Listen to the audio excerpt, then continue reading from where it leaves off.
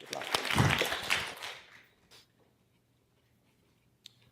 Last year, Oxford Street made the news for being one of the most polluted roads in the whole world. Air pollution is a serious problem. In 2012, it was attributed to 3.7 million deaths worldwide. And worryingly, we still aren't exactly sure why. But this is where my work comes in. My name's Ryan, and I work at the National Heart and Lung Institute. For my PhD, I'm focused on diesel exhaust, which is made up of a complex mixture of gases and particles that are suspended in the air. Diesel exhaust particles are made up of a carbon core surrounded by chemicals, and they can be as small as 20 billionths of a meter in diameter. I'm interested in how these diesel exhaust particles affect the nerves that are in your airways. Now, there are different types of nerves, and they can be sensitive to different things. But when they're activated, they send a signal back up to your brain, and this can initiate protective responses. For example, when you inhale a bit of food that goes the wrong way, the nerves can detect that, and you start coughing. But crucially, these nerves have also been implicated in diseases such as asthma, as their activation can also cause your airways to constrict. I found that diesel exhaust particles can activate airway nerves, and they seem to activate the ones that respond to chemicals rather than physical touch. This was interesting. So I took the physical particle core and I separated it from the chemicals.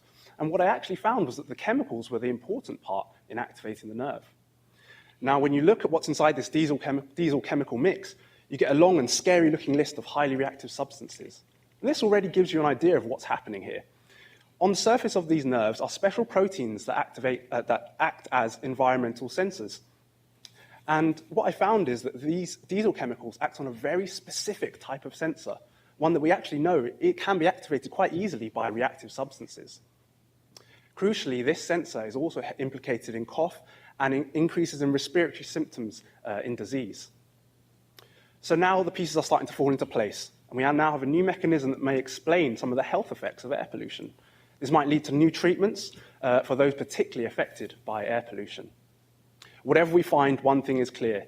We want to reduce the number of people getting sick. We want to reduce the number of people dying. So we need to reduce the harmful levels of air pollution. But if you look outside and the number of cars that are on the road, you know that's going to be an uphill struggle. Hopefully, research like this will be part of the evidence that gets things to change. As an update on Oxford Street, whose road traffic is predominantly made up of diesel-powered buses and taxis, it has a cumulative air pollution limit for the whole year.